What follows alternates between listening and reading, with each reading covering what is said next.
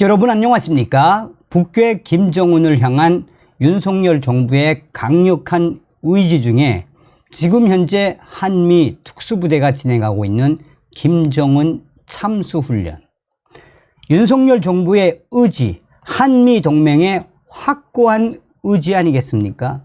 얼마 전에 윤석열 대통령이 참석한 국가급 역대 화력훈련, 경멸훈련에 윤석열 정부의 국방부가 미군이 보유하고 있는 그레이 이글 전략 무인 드론을 공개하지 않았습니까?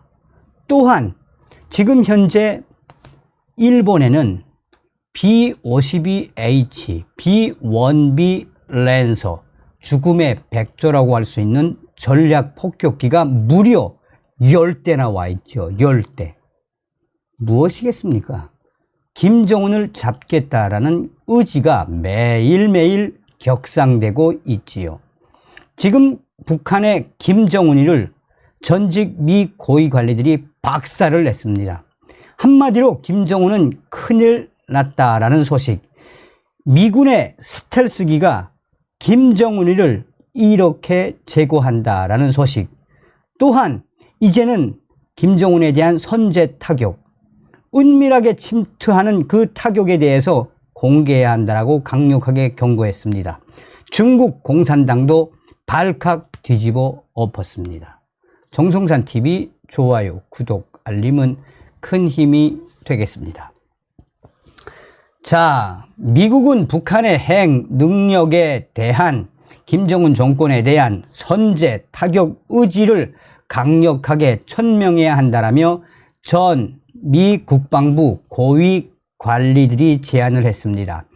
북한의 핵 공격 순간까지 주저하다 때를 놓쳐서는 안 된다라며 북한 김정은 정권에 대한 은밀한 침투 및 타격 경고 메시지를 보내야 하며 미 공군 스텔스 전투기들이 북한 김정은 정권에 침투를 한 이후 김정은이를 어떻게 제거할 것인지에 대해서도 이제는 테이블에 올려놓고 공론화해야 한다. 전직 미 고위 관료들이 한마디로 미국의 소리 방송과의 인터뷰에서 김정은 정권을 발칵 뒤집어 엎었습니다. 자, 제임스 제프리 전 미국 백악관 NSC 부보좌관과 메리 베스 롱 전 국방부 국가안보 차관보는 외신과의 작심 인터뷰에서 더 이상 이제는 우리가 김정은 정권의 핵, 그에 대해 미국이 실수를 하면 안 된다. 우리가 이제는 핵 공격 순간까지 주저하지 않았느냐. 이때까지 미국이 한 게 뭐 있느냐.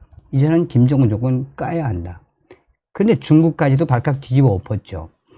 제프리 전 부보좌관은 미국은 중국에 대한 기존의 입장에서 후퇴하지 않는다고 시청자들에게 확실하게 말할 수 있다.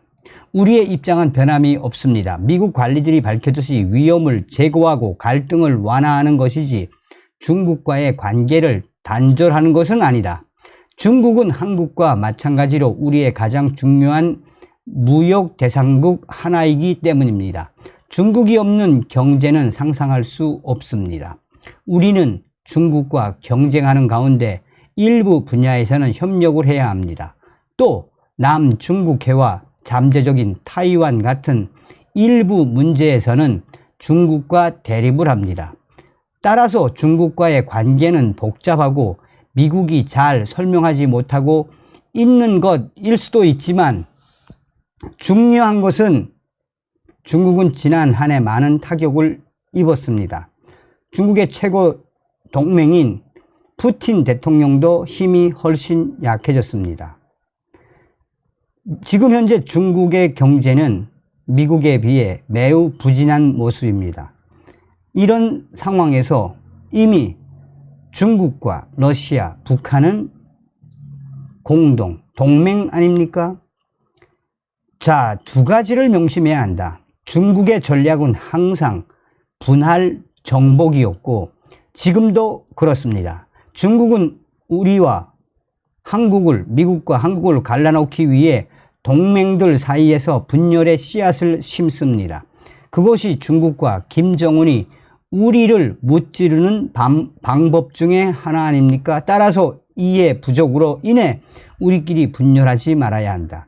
두 번째로는 미국과 옛 소련은 당시 서로를 파괴하기 위해 엄청난 핵 역량을 구축할 때도 관계를 유지하고 고위급 대화를 이어갔습니다. 서로 대화할 수 있는 능력이 중요합니다. 안보뿐만 아니라 한반도 평화 유지를 위해서도 중요합니다.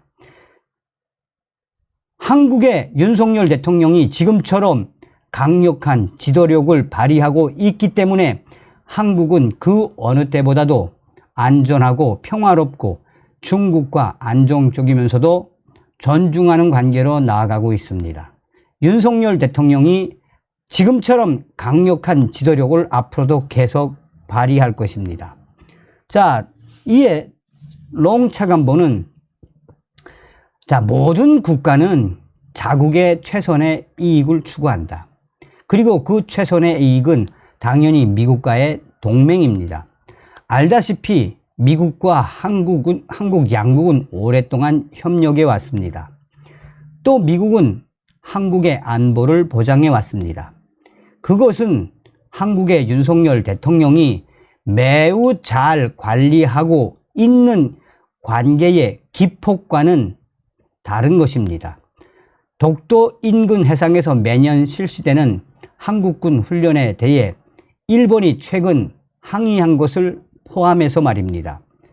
미국과 한국 관계가 가장 긴밀할 때, 한일 관계와 소통이 가장 굳건할 때 한국에 대한 압박이 가장 강해지는 것을 알 수 있습니다.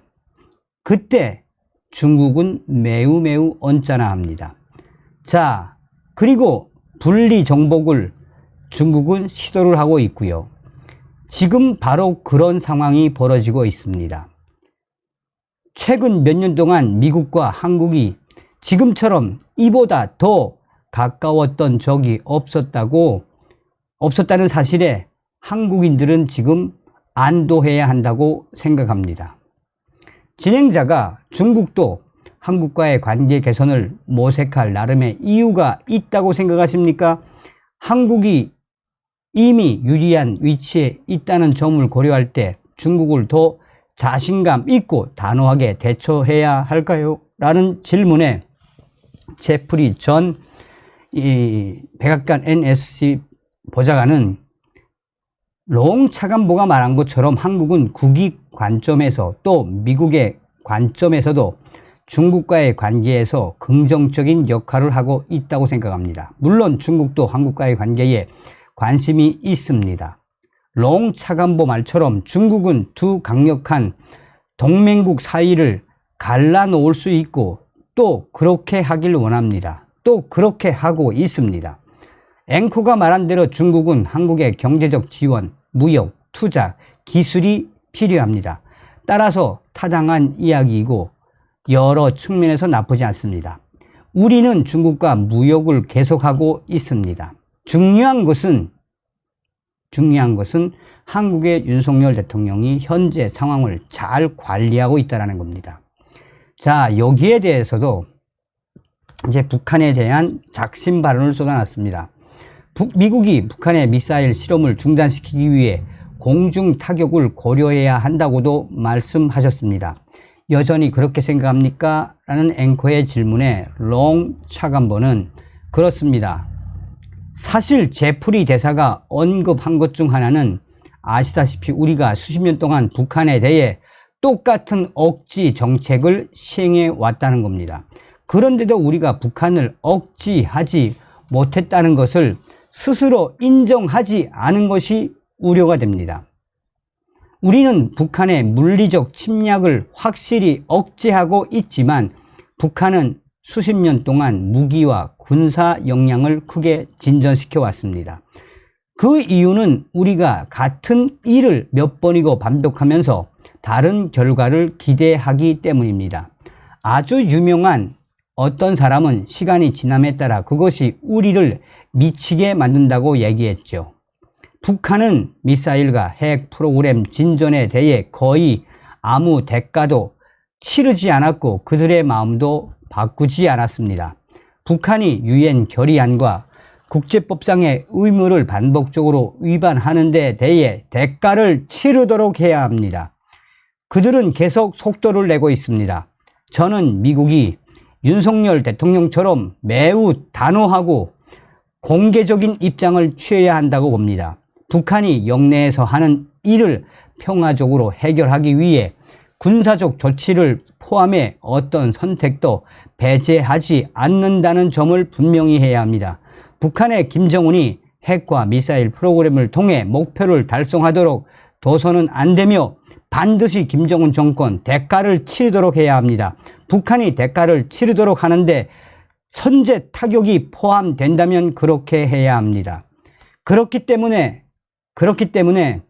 김정은 정권에 대한 공중 타격이나 그 어떤 타격도 경솔하게 실행하지는 말아야 하지만 북한의 김정은 정권에 대한 그 어떤 옵션도 테이블에 올려놓고 김정은 정권에 대한 이 때를 놓치지 말고 우리가 선제 타격을 서둘러야 하고 이것을 미국도 동참해야 합니다.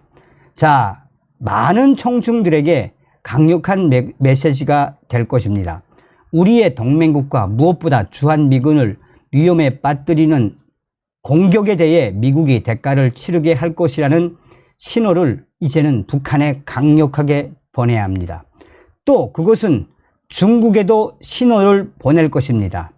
북중 관계에 대해 미국의 인내심에 한계가 있고 미국과 동맹을 위험에 빠뜨리는데 북한을 중국이 이용하는 데 대해 미국의 인내심에 한계가 있다는 것을 중국에 진심으로 전달해야 할 때입니다.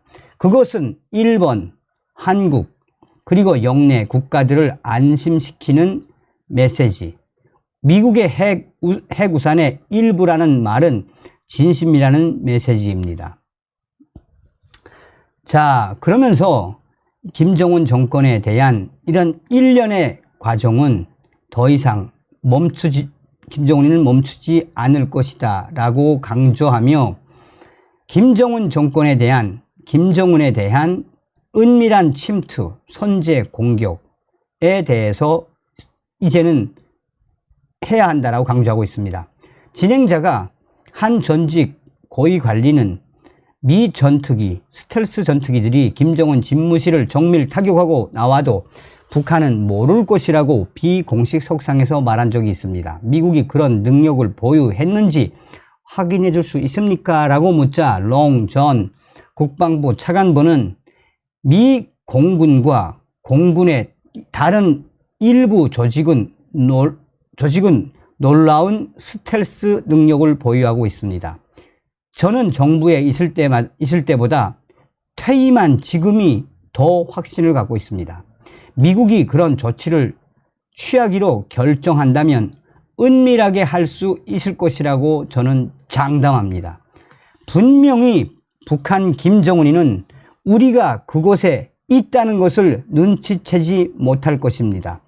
또한 지리적 여건을 고려할 때 우리 미군의 공군 스텔스 전투기들이 이 미국으로 돌아가기 전에 다른 한 나라가 우리를 식별하고 그 어떤 조치를 취하기는 매우 어려울 것입니다. 라며 이 미국의 스텔스 전투기들이 북한에 은밀하게 들어가 김정은을 제거해도 북한 김정은 정권은 도대체 누가 했는지 모를 것이다 라고 강하게 이야기를 했습니다. 요약하자면 무슨 이야기겠습니까? 미국의 전 고위 관리들이 이제 김정은 너 계속 도발의 수위를 높이면 너에 대한 선제 타격, 너에 대한 은밀한 선제 제거에 대한 거는 이미 현실로 계속 업그레이드 되고 있다라는 소식이 되겠습니다. 다음 시간에 뵙겠습니다. 멸공.